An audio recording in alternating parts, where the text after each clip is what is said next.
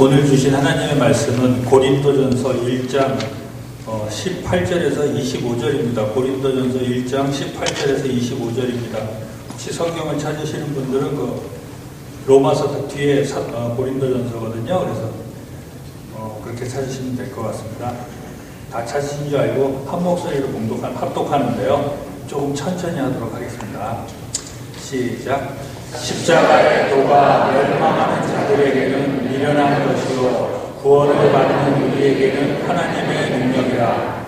기록된 바 내가 지혜 있는 자들의 지혜를 말하고 총명 있는 자들의 총명을 폐하리라 하였으니 지혜 있는 자가 어디 있느냐? 선비가 어디 있느냐? 이 시대의 변론가가 어디 있느냐?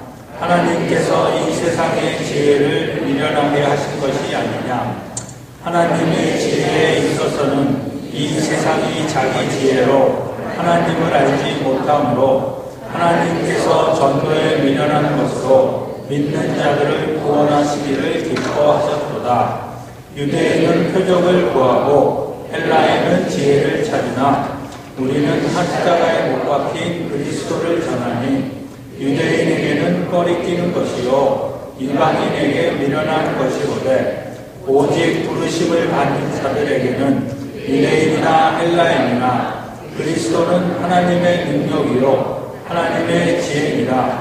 하나님의 어리석음이 사람보다 지혜롭고 하나님의 약하심이 사람보다 강하니라. 이것은 하나님의 말씀입니다. 말씀 위하여서 함께 기도하겠습니다. 하나님, 그렇습니다. 십자가는 하나님의 능력입니다. 세상 사람들이 이해할 수 없는 것이나 하나님께서 이루신 구원입니다. 이제 그 십자가를 믿는 우리들이 하나님의 자녀 되었고 주님의 제자 되었음을 고백합니다.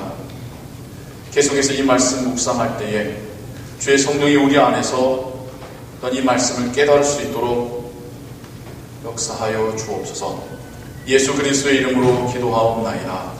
아멘. 오늘은 우리 부활절이라고 하는 기독교의 절기로 함께 모였습니다. 원래 유대인들은 제사를 토요일에 하였습니다. 그러나 그 제사가 토요일에 있었던 그 모임이 오늘날 주일로, 세상에서 말하는 썬데이, 일요일로 바뀐 이유가 바로 이 부활 때문입니다. 구약의 하나님께 제사였던 그 제사에서 하나님의 아들이 부활하심을 기념하며 기뻐하며 우리가 이제는 주일에 모여서, 일요일에 모여서 하나님께 예배를 드리게 된 것입니다.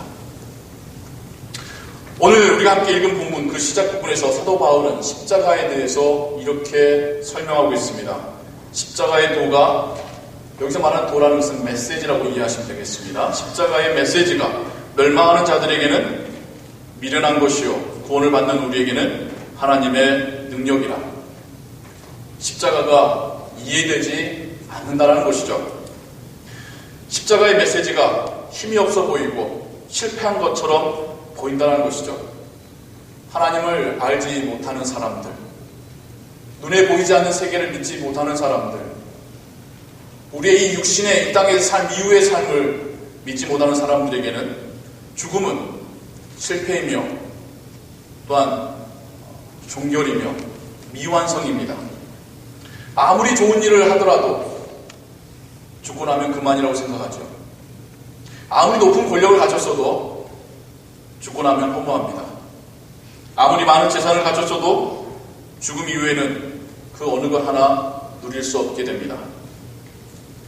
그래서 갈릴리 지역에서 시작된 하나의 무브먼트, 하나님 나라라는 그 주제를 갖고 시작된 이 무브먼트가 예수님의 십자가로 종결되었다, 운동이 실패하였다, 당대의 사람들은 그렇게 이해했습니다. 그들은 예수님께서 힘이 없어서, 정치적인 힘이든 군중의 힘이든 힘이 없어서, 능력이 없어서, 그걸 피할 지혜가 없어서 십자가 죽음을 맞이했다라고 생각했던 것입니다. 우리 인간은 눈에 보이고 손에 잡히는 것을 믿기 때문이죠. 그래서 보이지 않는 하나님을 믿기 어렵습니다. 보이지 않는 하나님의 나라가 믿기 어렵습니다. 그러나 예수님께서 시작하신 하나님 나라 회복의 운동이 결코 실패한 것이 아님을 성경 우리에게 분명하게 증거하고 있습니다. 오히려 주님의 부활로 이것이 성공하였고 우리를 향하여서 하나님 나라를 향하여 걸어가는 길이, 문이, 다리가 완성되었음을 성경 우리에게 이야기하고 있습니다. 하나님은 하나님 나라의 그 증거로서, 첫 열매로서 예수님을 부활시키셨다라고 성경이 또한 이야기하고 있으며 부활하신 주님의 그 모습이 훗날 우리가 하나님 나라에서 어떤 모습일지를 먼저 보여주시는 그런 모습인 것이죠. 육신의 죽음이 끝이 아니라 진정한 시작임을 예수님께서 친히 보여주셨습니다. 그러면서 오늘 사도 바울이 고린도전서 그 시작 부분에서 했던 그 이야기를 좀 더 여러분과 묵상하기를 원합니다. 보잘것없는 것, 볼품없는 것, 미련해 보이고 연약한 것을 통해서 역사하시는 하나님이라는 사도 바울은 이야기하고 있습니다. 성경을 읽고 공부해 갈수록 기독교에서 가르치는 그 가르침들을 들으면 들을수록 생각해보면 아이러니들이 많아요. 그 중에 하나가 또한 이것입니다. 보잘것없는 것을, 볼품없는 것을 통하여서 역사하시는 하나님이라는 거죠. 하나님이 이 모든 우주보다도 크신 분이지 않습니까? 그 어떤 것보다도 값진 분이고 능력 있는 분이신데 하나님께서 일하시는 방법은 그런 하나님의 어떤 사이즈와 능력에 합당한 모습으로 역사하시는 것이 아니라 참 소박하게 일하시더라는 거예요. 한번 볼까요? 첫 번째, 하나님이 인간의 육신을 입으셨습니다. 하나님이 하나님 모습 그대로 나타나셔서 일하셔도 됐었는데 완전한 하나님은 너무 불완전한 인간의 육신을 입으시고 우리에게 찾아오셨습니다. 또한 그리스도의 구원을 말해주는 매개체로서의 빵과 잔도 마찬가지입니다. 오늘 우리도 성찬을 대할 텐데요. 빵을 떼어주시면서 이건 너희를 위하여 주는 내 몸이니라. 잔을 나눠주시면서 이것은 너희를 위하여 흘리는 바 나의 피 곧 새 언약의 피니라. 빵과 잔으로 예수님의 십자가 죽음의 의미를, 구원의 의미를 설명하고 계셔요.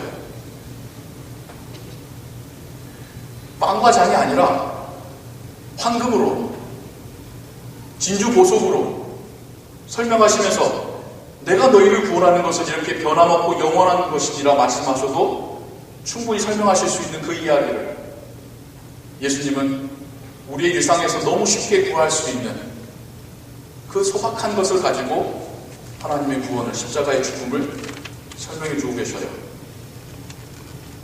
그리고 다시 부활하실 때에도 하나님의 모습으로 나타나셔도 되는데 다시 인간의 육신을 입으시고 나타나셨습니다. 여러분, 당연히 생각했던 그것들에 대하여 오늘은 당연하지 않은 것으로 한번 생각해 보시기 바라요. 하나님은 더 크신 모습으로, 더 능력의 모습으로 나타나실 수 있었음에도 불구하고 아주 소박한 모습으로 우리에게 찾아오시고 말씀해 주고 계시는 겁니다.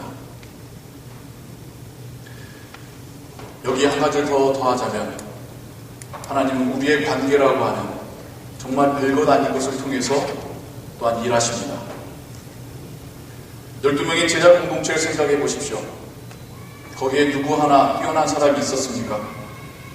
하지만 주님은 그들을 부르셨고 그들을 함께 훈련시키셨고 이제 그들을 세상으로 보내셨습니다. 그 12명의 그 관계를 통하여서 예수님께서 많은 말씀을, 메시지들을 주셨죠. 이후에 초대교회들이 세워지기 시작합니다. 그 교회들의 그 관계, 그 릴레이션십, 그 공동체를 통하여서 하나님은 그 땅의 복음을, 그 땅의 구원을 선포하시고 가져다 주셨습니다. 그리고 오늘날 우리라고 하는 이 관계 통해서 하나님 또한 역사하고 계십니다. 다시 좀 전에 말씀으로 돌아가서요. 하나님이 세상을 구원하시는 방법은 무력이나 재물이나 화려함이나 풍부함이 아니라 미련한 것, 연약한 것, 그런 것들을 통해서라는 것입니다. 정복하는 것이 선교가 될 수 없습니다. 하나님의 선교의 방식은 섬김입니다. 이게 하나님의 아이러니예요. 그렇게 크신 분이 하나님이 아쉬워서 게 아닌데 오히려 우리가 아쉬운데 하나님 우리를 섬기는 방법으로 우리에게 구원을 주셨고, 이제 우리가 세상 가운데 그 복음을, 그 구원을 전함에 있어서 정말 비싼 돈 받고 알려줘도 손해일 것 같은 그 복음을 우리가 섬기면서 전하도록, 값없이 전하도록 주님은 그렇게 우리에게 명령하셨습니다. 섬김과 환대는 제자 공동체의 중요한 특징이며 복음이 힘을 얻을 수 있는 능력입니다. 우리가 우리 안에서 서로 섬기며 하나 되는 그 모습, 우리 공동체 밖에 있는 사람들을 환대하는 그 모습을 통해서 우리가 주님의 제자라는 것을 세상이 알게 될 거라고 성경은 말씀하고 있습니다. 빵과 잔이, 다시 돌아가자면 빵과 잔이 바로 그러한 것입니다. 특별한 것, 비싼 것, 쉽게 구할 수 없는 것이 아니라 일상 중에 매일같이 먹고 있는 것, 가장 쉽게 만질 수 있고 볼 수 있는 그것을 통하여 하나님 우리에게 구원을 말씀하셨고요. 이제 우리가 그런 일상 속에서 하나님의 구원을 보여주라고 명령하고 계시는 것입니다. 그렇습니다. 우리의 삶이, 우리가 다른 사람과 함께하는 그 관계가 하나님께서 우리에게 은혜 베푸시는 통로이면서 동시에 우리를 통하여 세상을 향하여 복음이 나아가는 통로인 것입니다. 우리의 삶이 하나님의 사랑과 복음을 보여주는 장소인 것입니다. 그 신앙에 있어서 관계라는 것이 얼마나 중요한지 몰라요. 제가 항상 드리는 말씀이죠. 구원을 혼자 받을지 몰라도, 인격적으로 혼자 하나님을 만났을지 몰라도 신앙생활은 혼자 할 수 있는 게 아니라고요. 우리가 그런 말도 종종 하죠. 야, 신앙심이 좋다, 성숙됐다. 그럼 결국 어떤 모습일까요?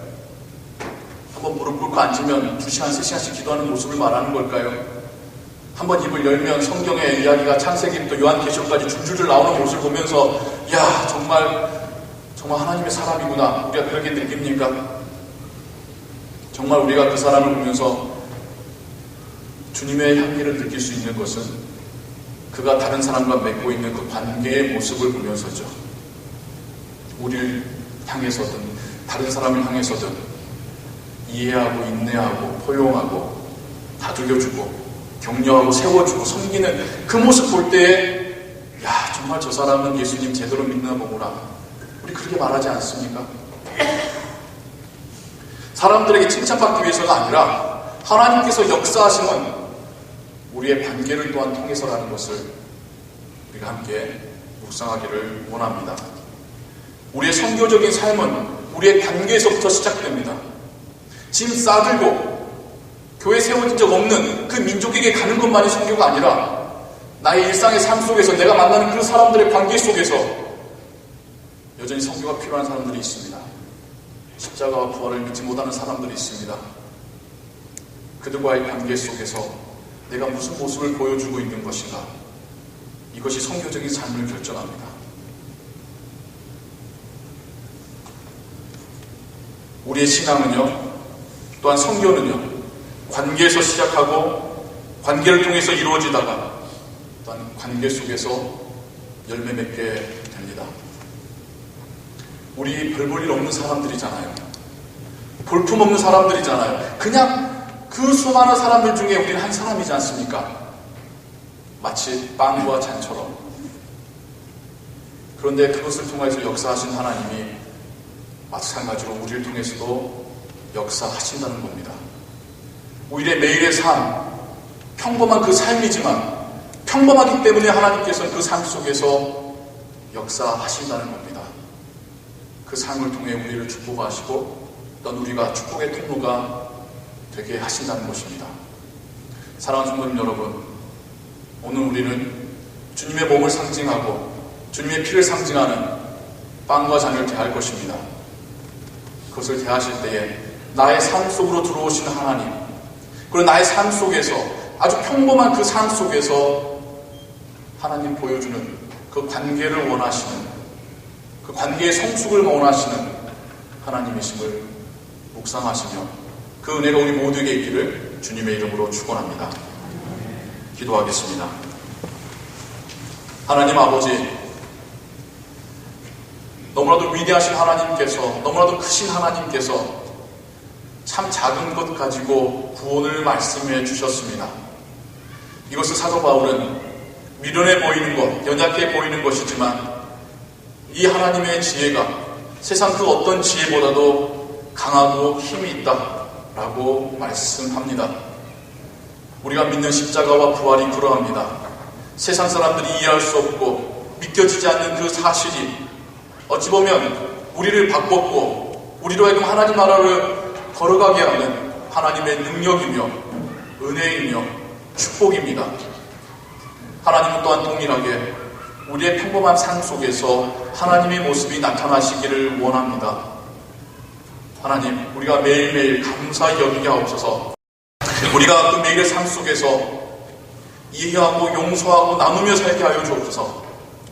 하나님, 우리의 모습 자체가 세상을 향하여서 복음을 보여주는 삶이 되게 하여 주옵소서. 모든 것 주께 의지하오며 예수 그리스도의 이름으로 기도하옵나이다. 아멘. 장로님들께서는 성찬단 준비해 주시기 바랍니다.